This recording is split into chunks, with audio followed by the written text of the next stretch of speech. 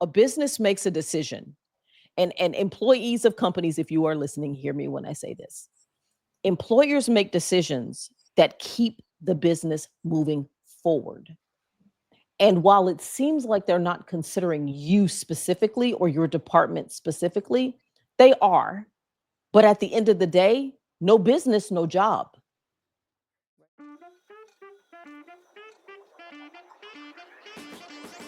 And today's topic is kind of centering around, there's a lot of buzz everywhere, no matter who you speak with, about whether it's AI or it's just technology in general, and how businesses may be adopting these tools or not adopting these tools. And Yeah.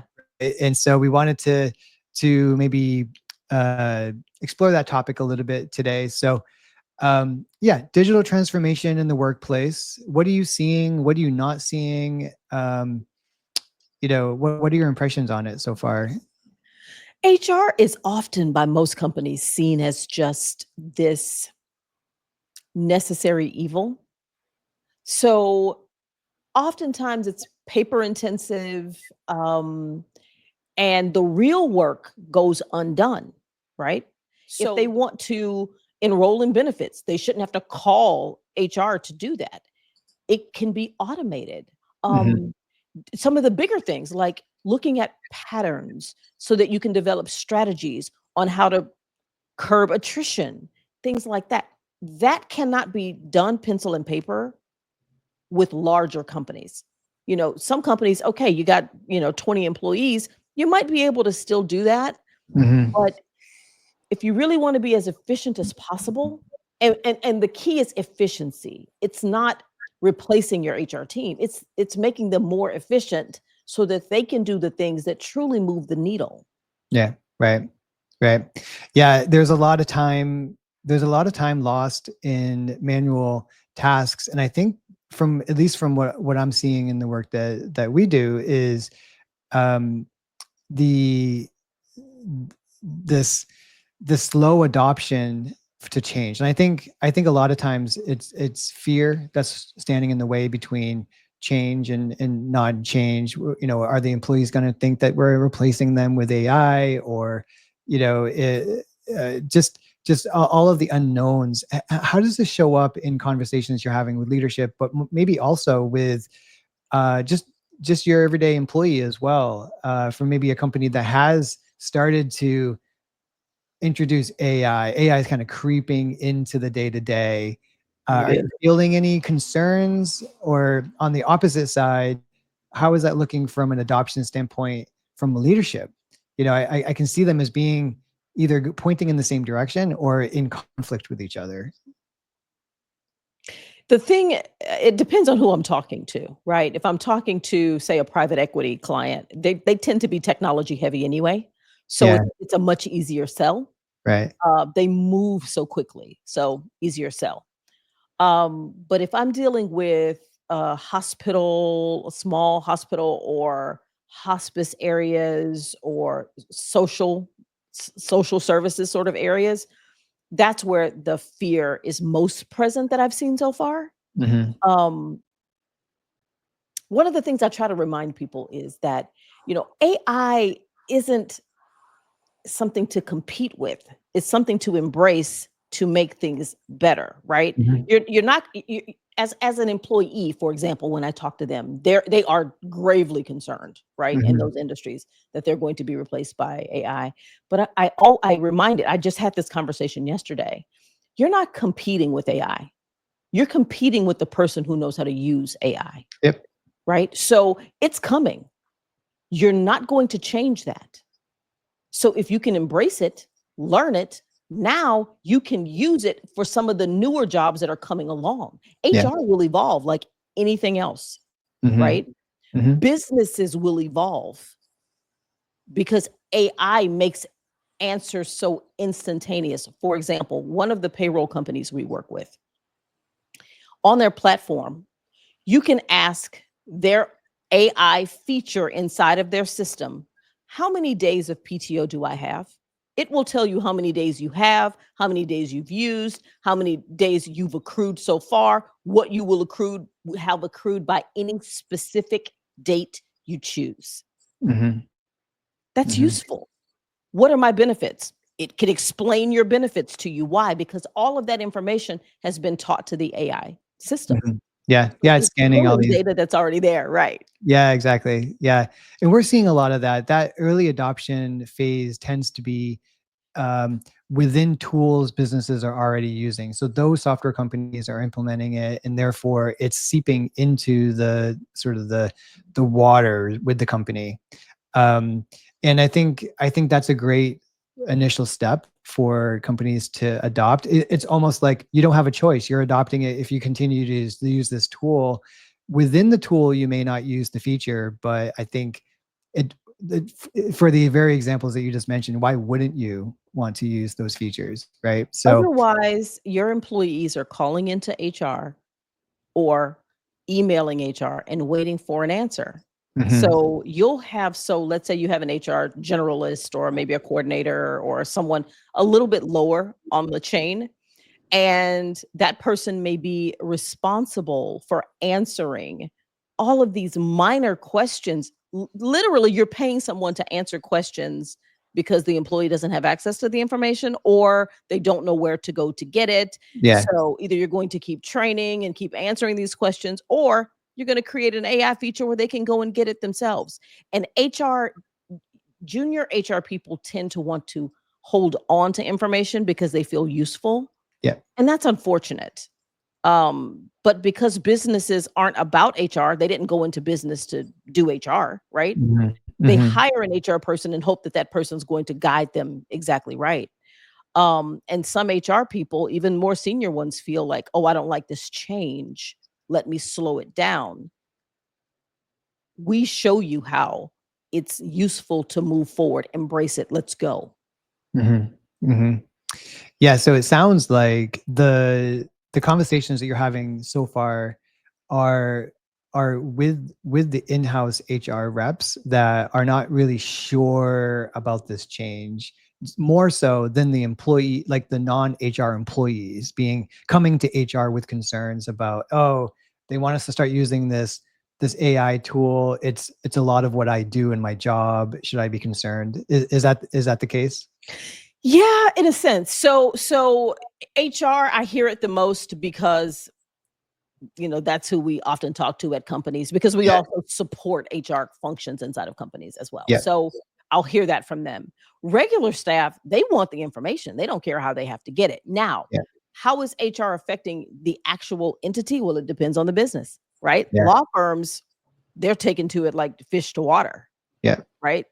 But again, your smaller companies, where speed may not be quite as important, or they believe it's not as important because they don't know, they haven't seen it yet, Yeah, right? right. Where law firms bill by the hour, so they are always trying to move things along, or Mhm. not move things along Yeah, it's debatable, debatable, intentionally, right? but yeah, Yeah, yeah, yeah, that's another conversation that's sometimes a is like whole other like conversation. how AI is impacting billable hours. Yeah. That's a cool topic, but yeah, no, back to what we're talking about today. I think, you know, um I think there's some valid concerns. I think also, we're trying to look at the positive side of AI adoption. In fact, this conversation has turned into AI. I guess when you say technology nowadays, that's really what comes to mind. But it's Yeah. funny, it used to mean other things, but really right now everyone wants to talk about AI. But you know, I guess maybe if you haven't had this situation yet, maybe from a hypothetical standpoint, let's say one of your larger clients, they call a meeting and they say, hey, we've been talking to this AI consulting firm, and they've outlined a plan for us to streamline our business, increase efficiency, which means we need fewer employees. Can you help us put a plan together to implement this? How would, I guess, A, have you experienced that yet? B, do you anticipate experiencing that? Or C, if you've not, like hypothetically, how would you navigate that? We have a client in California, and California is, as you know, pro-employee state, which is great, but it requires a lot of knowledge. Yeah. Um, so what clients tend to do is those that are embracing it, they will hire a company not really knowing what they need, and they're completely trusting this company to tell them something. So this particular client, this is how we got to know them. Yeah. So they hired this company and they're going to streamline the business, and technology was a huge part of that. And I thought, I was excited when I heard that. I was like, oh, let's see, let's see what this is about. Um, it could be going too far, too fast, right? So you have to right size everything for the business. And anytime you hire a company to give you an answer, they're moving at their pace, not yours. Hmm. So, my take and my advice was, let's slow down just a wee bit so that we can understand. Let's assess what we have and then what we think we need, so that we're guiding the company coming in on what areas we want to move forward with. Hmm. You don't have to implement technology or new technologies all at once, Right. but you do need to understand where your pain points are. Anyone that's ever done business with HR Agent has had a conversation with me at some point. And my first few questions I'm going to ask, what are your pain points? This isn't about me, it's about you. Hmm. It's about me helping you find technological answers or support to your needs. Some things technology won't help you with. For example, if you have staff that aren't getting along, they're not gelling, it could be a cultural issue. If it's a Hmm. cultural issue, see, AI can't fix that, Right. which is why I tell people AI isn't something to compete with. Humans will always be needed, whether that's in HR, whether that's in greeting guests, whether that's in creating and maintaining a culture.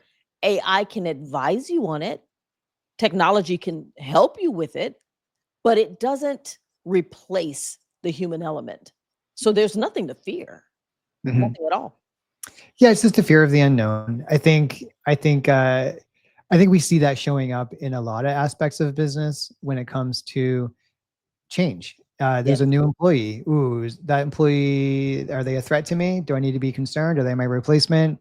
It's we're working with a company right now who's moving their location, and now suddenly employees feel that their commute has been affected, and they feel like they weren't considered with the move of the business, and now they're fearful that maybe they're not as valuable as they thought they were. Right? It's like fear shows up everywhere. Let me address that, because that is something, and to stay with technology, but that is something that I see all the time. A business makes a decision, and employees of companies, if you are listening, hear me when I say this. Employers make decisions that keep the business moving forward. And while it seems like they're not considering you specifically or your department specifically, they are. But at the end of the day, no business, no job, right? So Mm. rather than cut positions, they make decisions to save money so that they can maintain the staff that they have. That's why those decisions happen. Yeah, yeah. No, it's a good point. And I think when it comes to adoption of technology, that same point can apply. Making business decisions to ensure the success of a business. Correct. And you said it right at the top of the call, if you're not able to keep up, you're likely to get run over. And so, executives at businesses, they're reading the same headlines we all are reading, and they're having meetings and discussing the future of how is technology going to reshape not only the business but the industry. And what we're seeing also is a reshaping of positioning of products, positioning of services, positioning of entire companies based on just in the last few years how AI has changed the landscape for them. And so I think that's a really great point about, you know, yes, perhaps companies could be a little bit more transparent in the decision making. Whether or But the not, decision has to be what it has to be, because the yeah, employee doesn't know, for example, what executive management knows, right? yeah, They don't know what the bumps in the road truly are, because the bigger the business, the less you feel those bumps in the road. right, But here's right, the thing, decisions are going to have to be made, and somebody's not going to like it. on Mhm. some level somewhere. They're not going to like it, even if the change is minor. It's the fact that your regular work routine has changed. And if you're not mentally flexible and you don't stay mentally flexible, eventually you'll phase yourself out of a job. Mhm. So we have a client, legal, and their paralegals are beasts. I mean, this team is amazing. Men and women, they're incredible. But the landscape has changed. So gone are the days when filings were done exactly this way. So much of it's technology driven. And I've literally watched long-term paralegals who have been around, with this company for more than 10 years, in some cases more than 15 years. And they're so angry about the changes, which I understand because it's scary that they're pushing back. Well, we do it this way. This is the best way. This is fastest. This ensures no missed timelines, whatever it is that their system is. And the company is saying, no, we're going to uniform this process. Mm. We're no longer going to, you're doing it this way, you're doing it that way, as long as it gets done. And it's kind of this helter skelter thing. No, those days are gone. Yeah.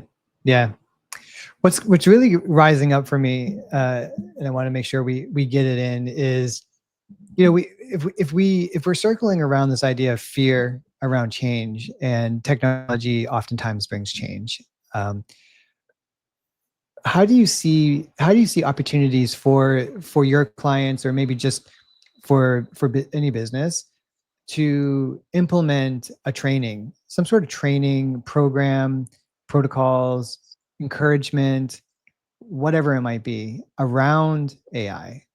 Maybe not specifically how to use ChatGPT or Claude, or Yeah. how to use the tools. Right. In fact, there's, at last count, it was being measured in the thousands of tools. Oh, yeah, so Yeah. many, so many. So, but maybe a training that's tailored more towards the type of tools that may show up in an environment, the industries that you're working in.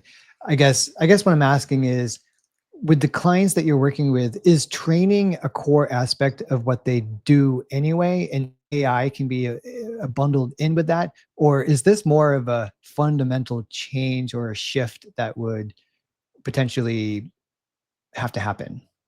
Who drives training? Who drives onboarding? Human H- resources. yeah, HR. Yeah. So if, as a head of HR, if you are not in the front of those conversations, molding that process, then you're at the whim of a CEO or COO who may not understand the depth of what's going on with the process itself. They just don't know. They're not Yeah. they're not doing it every day. So Yeah. they know at a high level, but if you're not helping them understand, because you're coming with solutions, not problems, because no one wants to hear a bunch of problems. If you're coming with, hey, here's something I've seen, I think we should develop a training around that. Here's what I think it should look like. Right. Right? That's a Right. great start. And in terms of technology, onboarding, think about onboarding. It's usually painful. It's usually jerky. It's usually, kind of, okay, well, we'll bring this person on today. Checklists. Yeah. Checklists and haphazard, it feels. But we have a client, oil and gas. They they embrace technology without even thinking about it, right? So we set them up with a particular payroll company has a really smooth HRIS system, and everything is digital. Absolutely everything is digital. So the onboarding process, the pre-board goes out right before the employee starts. They usually do it the night before or the morning of when they come in. We'll put them in front of a computer if they don't. Some positions just don't do a lot of computer work, so they may Yeah. not have a computer at home. So we put them in front of a computer, and they zip through it. Even non-computer savvy people Yeah. are just zipping through it because it's so user friendly. You can literally figure it out, and then they're like, "Oh, well, that was easy." Yeah. Yeah, the whole thing is done. Yeah. There's some computer-based training that they'll, click on, like cybersecurity and things like that, harassment, training, maybe an introduction video from the CEO. Hey, welcome, this is who we are, this is what we do. we have an open door policy. If you ever need me, send me a chat message or Yeah. send me an Yeah. email. Yeah. Yeah. Yeah, no, that's all really interesting.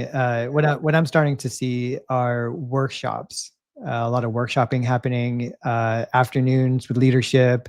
Consultants come in, talk about how AI adoption can impact their business, and if if that works, then generally within that adoption framework, there's a track for team training, and because of a lot of what we're seeing out there is uh, there's leadership adopts it, but the staff fights it, Mhm.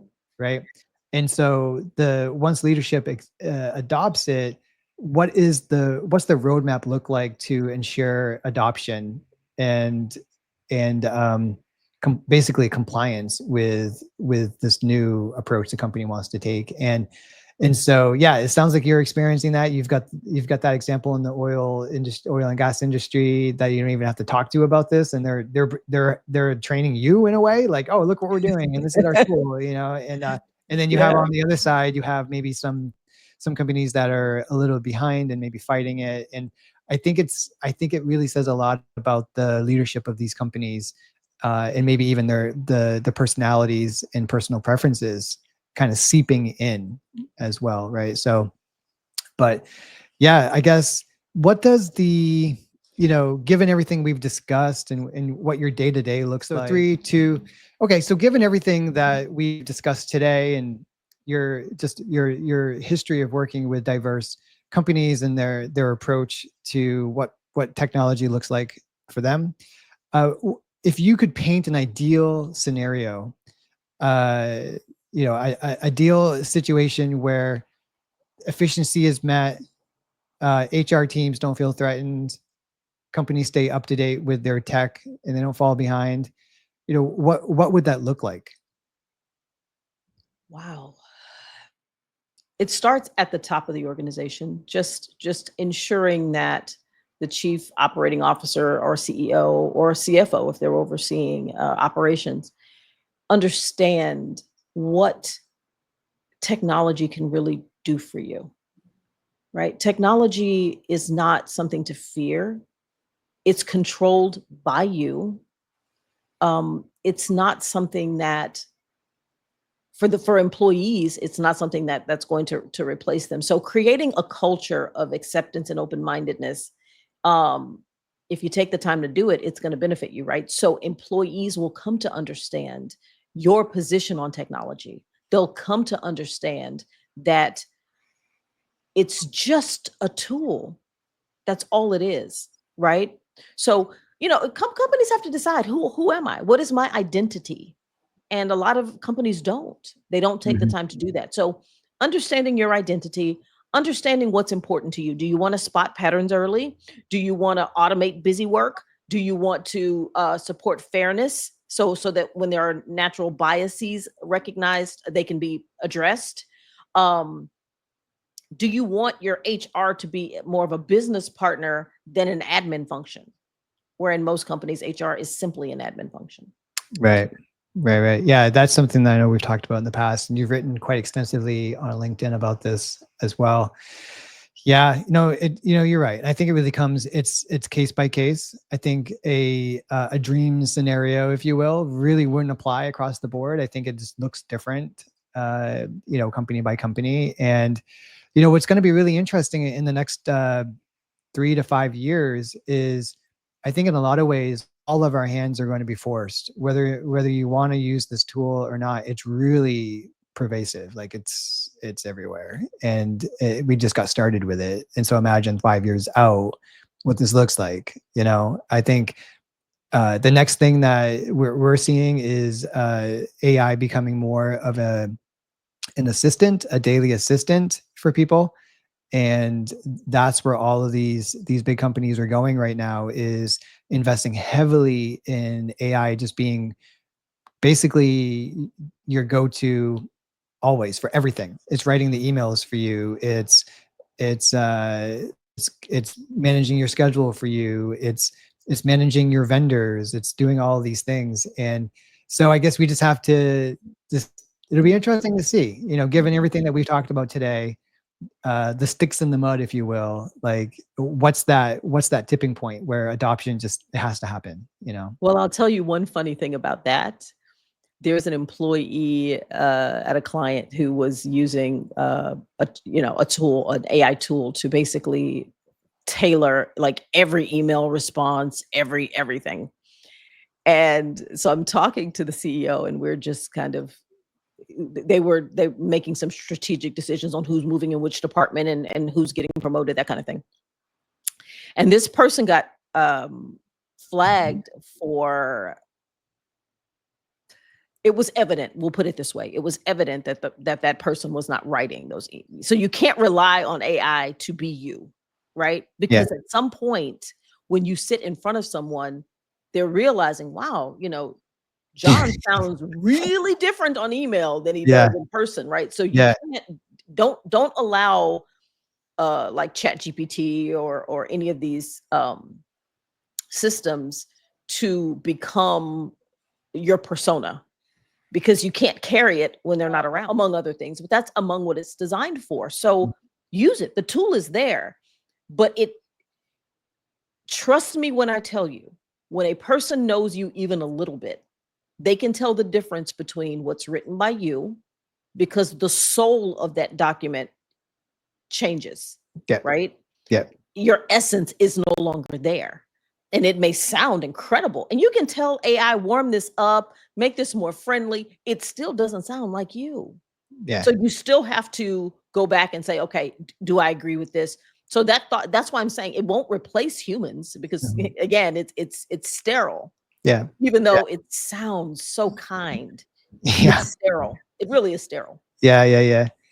Wow, I really think we can go on and on and on about this. We can. Everyone's talking about it, and everyone is either excited, worried, somewhere in between, all of the above, and what it all means. But I think conversations like this from HR leaders like yourself, and the fact that you're thinking about this, staying up on it, using it yourself, understanding the pros and the cons, I think that's where we need to be right now. And I think by you doing that, you're adding a lot of value to the work you do. So. Any closing thoughts? Wow, I always try to leave a little something, but I'll just say this with regard to technology as a whole, whether it's AI, whether it's changing to a better platform, different computers, whatever, IT and HR will be there to help guide that process. Um, don't don't hesitate to reach out to someone if you don't know the answer, right? Whether you're a business leader or you're an HR professional, make relationships with other HR professionals, get ideas, call us, we'll help you. Very good. Well, enjoy the rest of your day, and thanks for your time. Thanks for coming on. Thanks so much, Eric. Okay. Bye-bye. Bye.